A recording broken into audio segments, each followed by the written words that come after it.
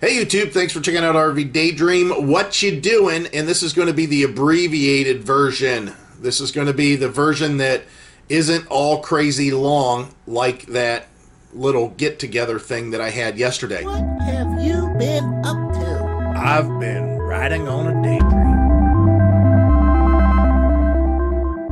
Now yesterday I was just trying to do a RV Daydream What You Doing, and I was shooting it on my phone, and I thought, you know what, why not just make it live, just to make it real quick and easy. And I didn't expect anybody really to jump on. Next thing I know, within just a short time, we had 50 people, or I had 50 people watching me on the phone talk about what, you know, my daily update was going to be. So instead of it being a real short little like video, it's got to be a sit down chat, live chat that lasted 3 hours. Thank God my Note 10 battery lasted, streaming that whole time for 3 hours, which it was starting to die near the end. So, yeah, it was fun, but there's a lot of information there, and I never did, I got the point across of what I wanted, but it was across 3 hours, and then we got into a lot of other topics. Now, if you want to go watch that, you go right ahead. There's so much information in there about stuff in general and just how I feel about things and the things that are going on with us, and people are asking questions. It got to be a very long chat in the middle of the day. But I want to, in a shorter video, trying to be shorter, cover what I was trying to cover and ended up doing that real long video.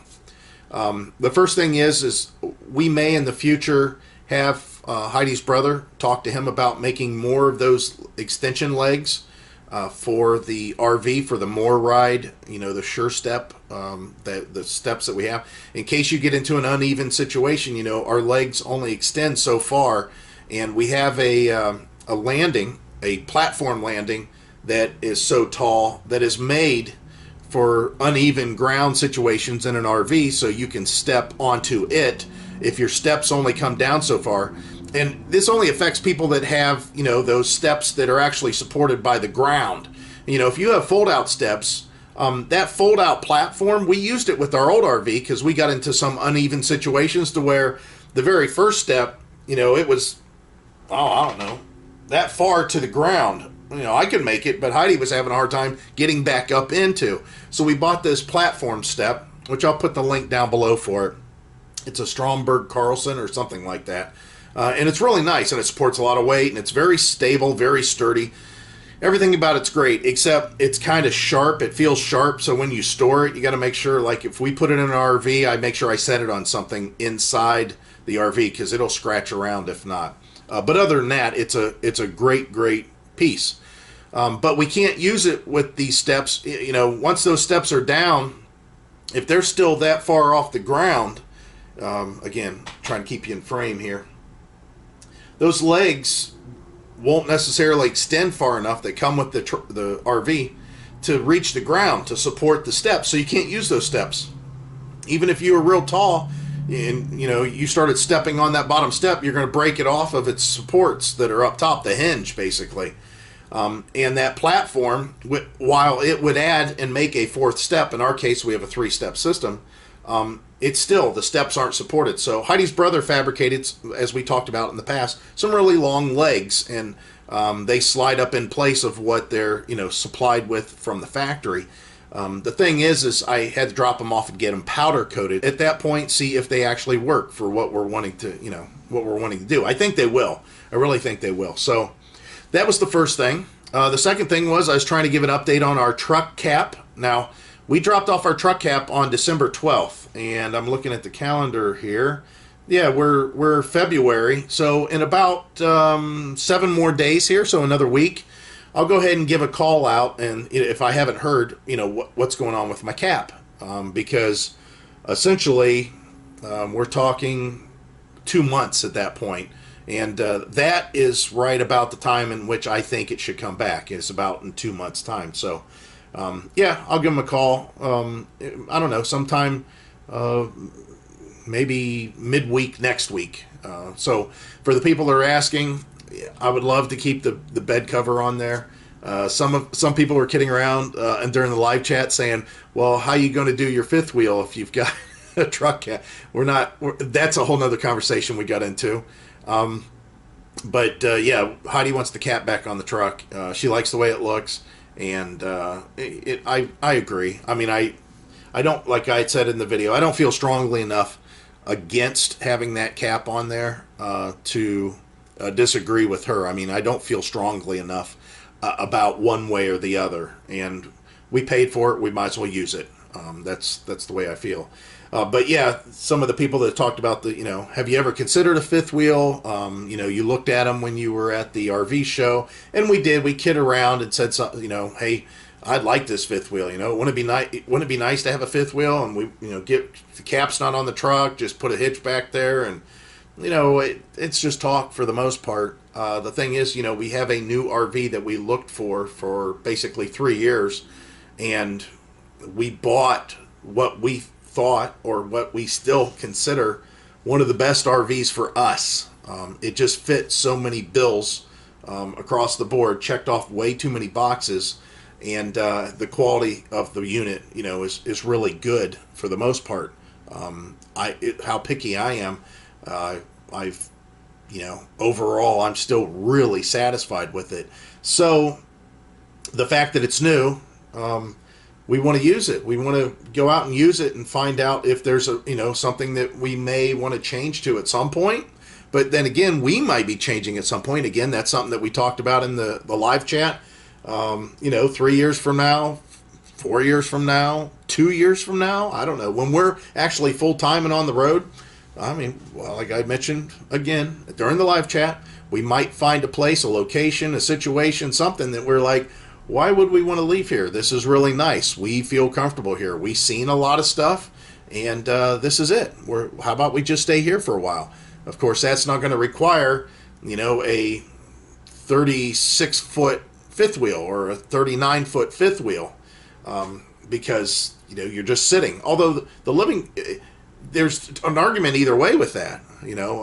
Now that you're sitting in one location, do we want to stay under 30 foot and really light? Do we need to, because we're not going anywhere? Who knows? I mean, of course we would travel somewhat. Still, I still see us traveling a little bit, but yeah, it's hard to tell. The other thing that we talked about, somebody had brought up that 7.3 gas engine again on that Ford truck. I love it. It's a great truck. I'm not getting rid of my truck though. Think about this. That new 7.3, when it has 430 gears installed, the towing capacity of that truck, as seen on Fastlane Truck the other day, they were towing a 16,000 pound trailer. So put that in perspective. Let's compare it to what my truck is and how easy it would be to basically get really close to that. So let's talk about that real quick. Right, so I pulled up the towing for the F250 that we have, and the one that's sitting in the driveway, let me read real quick what it shows on their conventional towing chart. Now, this isn't, of course, gooseneck. And they were towing with a gooseneck during the Ike Gauntlet, that whole thing. So they were pulling 16,000 pounds on a gooseneck. My 6.2 liter with a super cab 4x4 with an 8-foot box, because I have 73 gears, it pulls 12,500 pounds, or that's what the maximum loaded trailer weight can be. Of course, we know that gross combined vehicle weight ratings and cargo capacity and all that stuff has a lot to do with what it can really carry. But yeah, 12,500 pounds. Now, if for some reason I needed to tow something heavier with the truck that we have out there currently, if I would invest and have somebody change the gears in the rear end and the front differential and go to 430 gears, which I'm sure there's people out there to do it, I would probably entrust Ford to do it, and it probably cost me $1,500 for them to change those gears. I'm assuming maybe $2,000 at the most, and that's a lot. That's a lot of money. But if you get into that situation, and I put 430 gears in the now all of a sudden it can pull 15,000 pounds.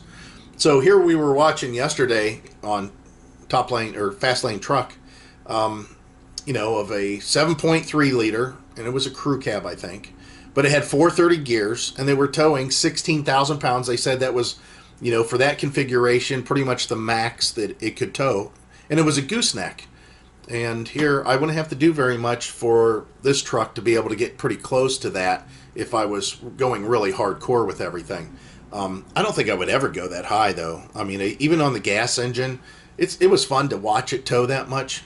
But, you know, in comparison, you know, for how much money we paid to get our truck in the driveway, for us to get into that 7.3, which we don't need, and I'll talk about that here in a little bit, because I mentioned that on the chat. You know, it would take roughly probably $6,000 for us to trade in our old truck and get into this new truck. And so to expound on what I was just saying about needing, wanting something, you know, or lusting towards something, as I mentioned in the live chat, that's something I would have done when I was younger, and, you know, Heidi and I used to. Our rent was hardly anything, and we had 7 cars between the two of us. Now, one of them was a winter beater, but all the rest of them were really nice cars, and we had 7 of them because I wanted to have a 4-wheel drive SUV to drive through the snow. I wanted to have a winter beater so I didn't have to ruin any of the nice cars. I wanted a little sports car to play around with that was just fun. I wanted a fast car that I would take to the track or what I would street race with, that was also new and fun. Heidi wanted to have a nicer 4-door style car, a more executive type car, because she was doing life insurance. She was a licensed life insurance agent at the time for annuities and all kinds of stuff. And then we had a couple other cars. I can't. One was a project that was really nice, and I didn't want to take it apart, so it just sat there really nice. And then I had the donor car for the engine, so I had this big Lincoln Town car that had this big 460 in it, and it was really nice. It didn't have but like 70,000 miles on it. So anyways, we had a bunch of cars. We had all these cars sitting around, and it's because we wanted it. And boy, don't even get me started on electronics back then. Whatever it was back then, a 4-head VCR, stereo VCR, I've got it. $200, but I bought it. Think about that. A VCR that cost $200. The biggest TV that we could get at the time, we had a Sony Trinitron, and I think that was $900 we paid for that because it had the best picture. Heavy. The thing was so heavy. I can't believe how heavy that TV was. It was really, really heavy. Big sound system, surround sound, 2 subwoofers. I mean, we had all that stuff in our house. And then, of course, sound systems in the cars, all because we wanted it. But we were young. We had lots of money, and we're like, let's buy it. Why not? We're way past that. We're just way past that. So, yeah, would I want a brand new 7.3? Sure. Yeah, I wouldn't mind having it. Do I need it? No.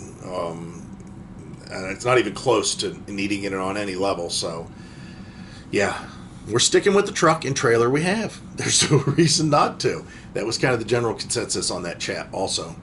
So, getting to our son and what's going on with him. Yeah, let's talk about that.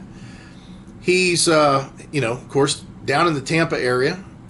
He was staying with my cousin. He's been seeing a few things, just checking the local scene out. I'll put some clips in here of what he was, seeing. And he just walking around, just enjoying himself. And I think last night he might have stayed over the night at a park somewhere in Tampa. I'm not sure exactly where it was. Again, he's just in a van. It's not hard for him to just pull over and park and stay for the night. But in the meantime, he wanted to find some sort of work that would just put some extra cash in his pocket. And he found, like I'd mentioned before, a job that they were offering him to stay in a cabin or a bunkhouse or something. And because they travel, it's an amusement company. He would, just have a suitcase with him, and he would travel with them. And he wanted to live in his van and say, listen, I have a place to stay and sleep, and use the bathroom every night. But their reasoning was that it's too much of a liability. So he turned down the job. But yeah, Heidi's at work today. What a surprise. She's got to work tomorrow, and then she's off. There was also talk during the chat about me getting more gravel and actually extending our driveway into the backyard a little bit further. Not a lot, but a little bit, and make it a little bit easier for me to get the trailer back in its spot if we do take it out and go camping for just a few days without driving through the backyard, which of course you can imagine at this time of year. It's actually raining out today. It got up to 60 yesterday. When I was doing the live chat, it was like 54, but it did get up to 60 for the high, and today is got to be in the lower 50s, probably the high 40s for sure. I'm thinking it's probably about 50 degrees right now. I'll take a look as we talk, and it is currently 51 degrees, and the high today is going to be 59. What a surprise. Now, in typical Ohio fashion, tomorrow high is going to be 37, and then the next day the high is going to be 47. So we're going to go from 59 to 37, so 22 degrees colder. Then we're going to go 10 degrees above that, and then we're going to go 17 degrees below that. These are the highs. So we got 59, 37, 47, and then 30. Ohio, you're so much fun. I know there's other states that experience the same thing, but it's just hilarious. So that's what we're doing. I've got to post some more stuff on eBay. One of the things I've never done before, and I have a lot of, is old literature like this. This is very old. This is an engine, lightweight air-cooled engines, and it's the complete parts list. And this thing is from November 1st, 1954. Yeah, so this is the first time I'm going to do that. I know people collect this kind of stuff, and I have a lot, and I have some like specialty magazines and stuff too. Like I have Motor Trend 1993 Ford new cars. It was a special Motor Trend insert edition. It's in a sealed package that talked about all the new cars for that year just from Ford. And I think I might have opened it. I don't remember. I think it might be closed because it came in a clear package. So anyways, that's what I'm going to be doing today. So we'll pick this up another time, and that'll be in 3, 2, 1. Bam! We're the next day, and I forgot to bring you guys along. Sorry about that. I stopped at the shop, got done already with the legs for the camper. Can you believe that? That was quick, wasn't it? Look at that. Powder coat special. He said it's a polymer. It's really sturdy.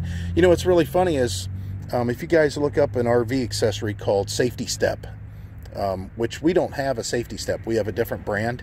Anyways, they make them there.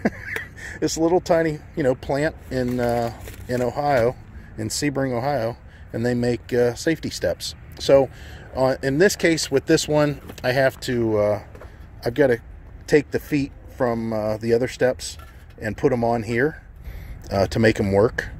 And I'm going to have some steps that we can utilize. Okay, it's getting a little bit chilly here. Believe it or not, look how nice it is. Now, just the other day when I was doing my live chat, it ended up being 60, but it was like 54 when I was doing the live chat.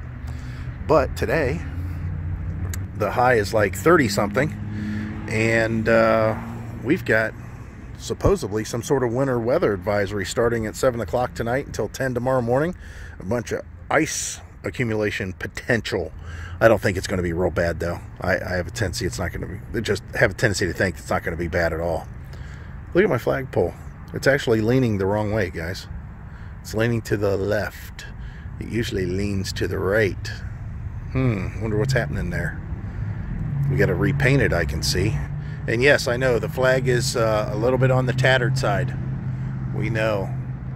I'm not going to put up a nice new flag to make it through the rest of this winter. We will get a brand new flag in the spring like we always do. All right, that's it. Let me get this done. We'll pick this up later, another time.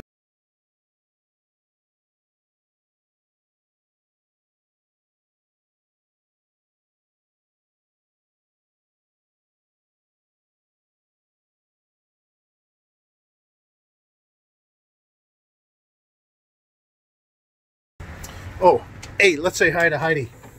Say hi, Heidi. Hi. Heidi's off today, and I wanted to continue with our RV Daydream What You Doing thing. We had ice out here. I want to show you guys what's left over, which isn't too bad. We haven't had any destruction at all. I got you zoomed in, so hopefully you can see some of this stuff. It's kind of crazy. It's not near as bad as what it was, but we didn't have any problems on the road for the most part. But you can see that it really thickened up. Now Heidi and I just came back from Alliance. Yeah, that's kind of wild. And the power lines are starting to drop the ice off of the power lines, so it's hitting people's cars as they're driving home or driving from wherever. But I have to say, it does look pretty cool. I know this probably won't come out on camera too well, but I'm going to try to get you guys to where you can see some of this. It's interesting the way that it's formed. Everything was covered in ice. Look at even on top of our lantern here. Can you see that? That kind of stuff is falling. That kind of stuff is falling from the power lines. It was, everything was coated. But the roads were okay. I mean, this is the best case scenario. But look at that. A poor grapevine back there. Not so good, huh? Yeah. It is very nice. The temperature right now is not bad at all. Don't get me wrong. I mean, it's winter. But I would have to think that with the wind chill, we might be at 36, 7 degrees. With the wind chill, it might be closer to 33. The Icicle RV. Poor RV. The steps, I'm sure those got iced up too. But anyways, this is just a quick update. Heidi's got some stuff that she wanted to do today, so that's what we were doing. That's all packed full of ice in there. I guess that could be a downfall to these things, huh? And yeah, the steps are still real thick in ice. I don't know if you can see that. I could see where this could be an issue if he's out camping in weather that might be a little bit cooler than you want it to be. Nice thing is if we were, this is the first time, this is one of the reasons we wanted to get into this RV, in case we got stuck somewhere, because we did. A couple of years ago, we had done a Virginia beach trip late in the season. It was, you know, like fall. And the weather down in Virginia was pretty nice, but the weather up here was getting worse. It was a transitional period. And there was actually somebody that came into the Virginia Beach location that we're at, which we're at First Landing. If you guys haven't seen that video, go back and check it out. We did a complete walkthrough of the park and pretty much told you every site there, which ones we liked. I think it was site number 4, if I remember from just this gray mass that's in my head that's trying to generate electricity and tell me the you know, what happened. I think it was site number 4 that we really liked. But anyways, somebody had come into that park and their rig was covered with ice and snow, the whole front of it and everything. And they had come through like the Pittsburgh area, which we had to travel back. And we knew the weather was going to get really cold. I mean, I think it got down to 22, which is definitely freezing. And we had water in our tanks. We had water in our hot water tank. We still had water in the old truck that we had. I had a freshwater tank that was in the back. That hadn't been winterized. The pump hadn't been winterized that was in the back of the truck. And of course, the entire RV, we were concerned about the hot water tank not being winterized, and we were concerned about the, well, everything. I mean, just everything in general, because it was cold. So we did all that. We winterized right there in Walmart's parking lot. We emptied the hot water tank onto the ground. That was all fresh water, so I wasn't concerned about that. Our freshwater tank, we emptied that right onto the ground. Again, it went right into that storm drain that we were right over anyways. The parking lot, they had plowed up snow, and there was, you know, it was cold. It was really cold there. But Heidi and I, that's when we made the decision that we didn't want to get stuck in that situation again, to where if we got caught into really cold temperatures just for a couple of nights, we wanted to make sure that there was some way that we could, you know, just make it home, and then maybe for a couple of days before we had to do all that winterization and everything. Or maybe if the weather would get warmer, and in that case it was going to turn into winter. But if we were doing this like on the other side of winter, and there was like 1 or 2 days that it dropped down and became winter again, like it does in Ohio a lot of times, that we could make it, you know, for a couple days, so we didn't have to winterize, you know, just to get through. So that's one of the reasons when we got the RV, we wanted to make sure, of course, the underside was enclosed, which it is. It's vented and it's enclosed. I don't know if that makes sense to you, but it's enclosed, but there's vents for when the tanks have a tendency to sweat, you know, condensation. But it is got plumbing through there that when the furnace is running, it does keep the tanks heated through, I don't know if it's as much direct air. I think it's keeping them heated through just the pipes being routed around the tanks. Then we also have the heat pads that are on the tanks and the valves. As far as prior to the valve, it's not like right on the valve, but it's in that pipe that's going down to the valve to heat whatever water may be in up against that valve trying to get out. And that's one of the options that we definitely wanted for this rig. So yeah. Okay, so now I am getting a little cold. It's still not bad. It's not bad out. I'm going to get inside. We'll pick this up another later time. Heidi and I did a little bit of shopping today. And yeah, we're just going to kick back and try to enjoy ourselves. If something else comes up, I'm going to grab the phone and we're going to pick this up right where we left off. How about that? Good morning, YouTube. And it is morning, that's for sure.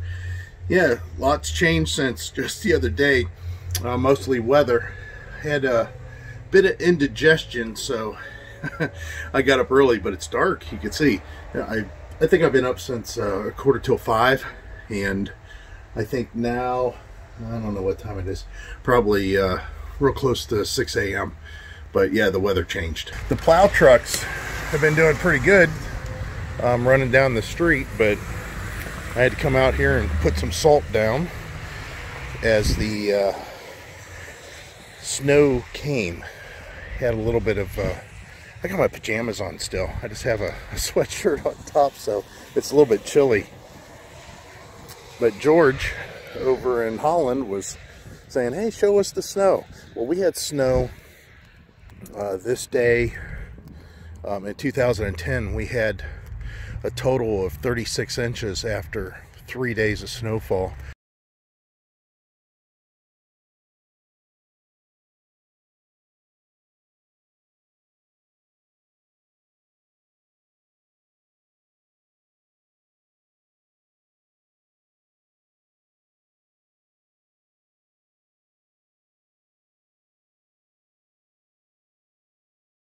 But this is nothing. I mean, this is such, we might have maybe an inch here. They said at the most 3 inches, which that's about right. I assume we might get a little bit more. But I thought I might show you guys that are down south, that are not sure 100% why maybe you made the trek down south for the winter. Remember, this is what you're avoiding. All this stuff. And the good news is, as far as us being up here, if February finishes out like it has so far, meteorological winter for Ohio, at least in this area, we're going to have our second warmest winter on record for, you know, what is December, January, February. That's our winter, basically. And it's not anything crazy. I mean, it's been very, very mild. So this little bit of snow, no problem. I mean, like I said, just back in 2010, I was out here plowing a lot of snow over a lot of time. But yep, there's the camper. Got a little white on its top, just like me. Except the camper's only, you know, a year old, where my white on my top's from me being a lot older than that. So Heidi's got to go to work today. She closes the store, so it's gonna kind of suck. I just thought I'd show you guys.